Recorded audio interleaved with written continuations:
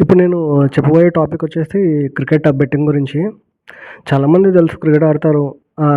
అది ఎలా స్టార్ట్ అవుతుందంటే క్రికెట్ చూసేవాళ్ళు చూస్తుంటూ వాళ్ళ ఫ్రెండ్స్‌తోని క్రికెట్ టాపిక్ డిస్కస్ చేస్తారు. క్రికెట్ టాపిక్ డిస్కస్ చేశాక అందులో ఎవరికైనా క్రికెట్ బెట్టింగ్ ఆడే ఐడియా ఉంటే ఇతన్ని షేర్ చేసుకుంటారు. ఇంకోటేంది అంటే ఇలా డబ్బులొస్తాయని చెప్పడం ద్వారా దానికి అడిక్ట్ అయిపోయి క్రికెట్ బెట్టింగ్ స్టార్ట్ చేస్తారు. ఒక చిన్న ఎగ్జాంపుల్ కాదు, రియల్ స్టోరీ. మా ఫ్రెండ్‌ది.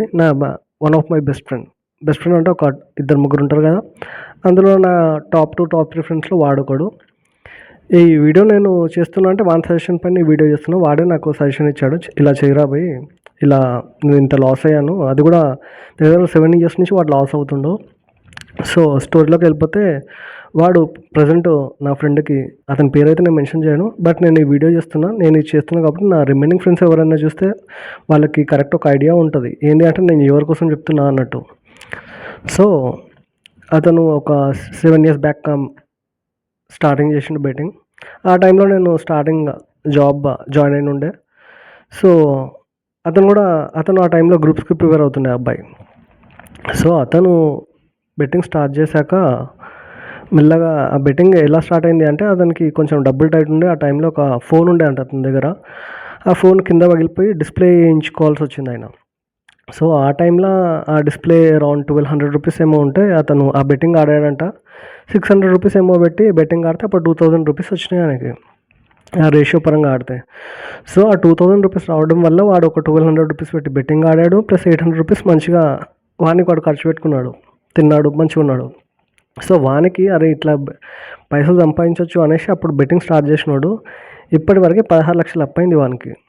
సో ఆ 16 లక్షల అప్పు కూడా వాడు పెళ్ళికి ముందు ఒక 2 లక్షలు అప్పు ఉండే.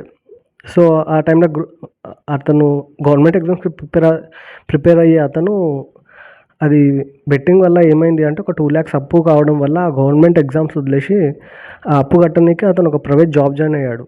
ఒక ఫ్రెండ్ ద్వారా, ఒక రిఫరెన్స్ ద్వారా ఒక ప్రైవేట్ జాబ్ జాయిన్ అయ్యారు. బాగానే ఉండే. ఒక 16,000 శాలరీ వస్తుంది 7 ఇయర్స్ బ్యాక్. 16,000 శాలరీకి అందులో ఒక 10,000 రూపీస్ వాడు చిట్టి వేసిండు. చిట్టి వేసి లేపి వెంటనే ఎవరెవరి దగ్గర అయితే బెట్టింగ్ కోసం అప్పు చేశాడో వాళ్ళ దగ్గర అందరికి అప్పు క్లియర్ చేసేసాడు. అది చిట్టి కూడా వాడు జాబ్ చేస్తుంది కాబట్టి చిట్టి కట్టి లేపుకున్న చిట్టి కూడా క్లియర్ చేసిండు. ఇప్పటివరకు బాగానే ఉంది. సో పెళ్ళయింది.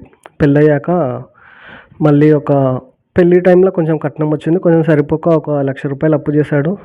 బట్ వీడు మా ఫ్రెండ్స్ అందరికీ ఏం చెప్పాడంటే బెట్టింగ్ ఆపేసిన అని చెప్పిండు. బట్ పెళ్ళయ్యాక కూడా బెట్టింగ్ కంటిన్యూ చేశాడు. సో వానికి ఒక 2-3 క్లోజ్ ఫ్రెండ్స్ ఉన్నారు. వాళ్ళ దగ్గర నుంచి అందరూ ఆ టైంకి జాబ్ చేస్తున్నారు అందరూ. సో వాని దగ్గర 1,00,000, వాని దగ్గర 50, వాని దగ్గర 1,00,000 అట్లా తీసుకొని మళ్ళీ ఆడు ఒక 5 lakhs చేసేసాడు అప్పు. ఆ ఫ్రెండ్స్ కూడా ఎలా ఇచ్చారంటే వాళ్ళు పర్సనల్ లోన్స్ తీసి క్రెడిట్ కార్డ్ తీసి ఇచ్చారు ఆయనకి. సో ఈ రొటేషన్ అనేది ఎట్లుంది అంటే ఆయనది పెడుతున్నారు, వచ్చే టైంలో వస్తున్నాయి. వచ్చినప్పుడు ఏం చేస్తున్నారంటే ఈ టైంలో అతనికి తాగుడు కూడా అలవాటు అయిపోయింది. ఆ బెట్టింగ్ ద్వారా అతనికి ఒక గ్యాంగే ఇరబడిపోయింది. ఇప్పుడంటే యాప్స్లో బెట్టింగ్ పెడుతున్నారు. అప్పుడు డైరెక్ట్ ఒక మనిషితో మాట్లాడుకొని ఇంతనా, మీరు ఎంత ఇస్తారు, దీనికి ఇంత ఇస్తా అన్నట్టు మాట్లాడి పెడుతుండే బెట్టింగ్. సో అప్పుడు ఆ బెట్టింగ్ టైంలో ఆ మ్యాచ్ చూసుకుంటా మ్యాచ్ చూడాలి కాబట్టి సో ఆ టైంలో మ్యాచ్ అయితే చూడాల్సిందే కాబట్టి అతను ఎవరితోనైతే బెట్టింగ్ ఆడుతుండో ఇంకా అతని చుట్టూ ఒక 2-3 ఫ్రెండ్స్ ఉంటుండే. అతను ఆ బెట్టింగ్ వేసినప్పుడు పక్కన ఉంటుండే, వానితో పాటు మ్యాచ్ చూస్తుండే. మ్యాచ్ విన్ అయింది అనుకోండి, అతను ఆ పైసలతోని వాళ్ళ ఫ్రెండ్స్కి కూడా తాగిపిస్తుండే, తినిపిస్తుండే, అందరు బాగానే ఉండే. మ్యాచ్ విన్ అయినప్పుడు ఈ పరిస్థితి. మ్యాచ్ ఓడిపోయినప్పుడు వీళ్ళు కొంతమంది నమ్మకంతో నేను రేపిస్తే ఎల్లుండి ఇస్తా అని చెప్తారు కదా. సో వీడు ఇవ్వలేక మరోవర్ వీనితోని ఎప్పుడైతే విన్ అయ్యారో వాడు విన్ అయినప్పుడు వాళ్ళ ఫ్రెండ్స్ అందరూ వాళ్ళని చుట్టుపక్కల కూర్చొని తాగారు.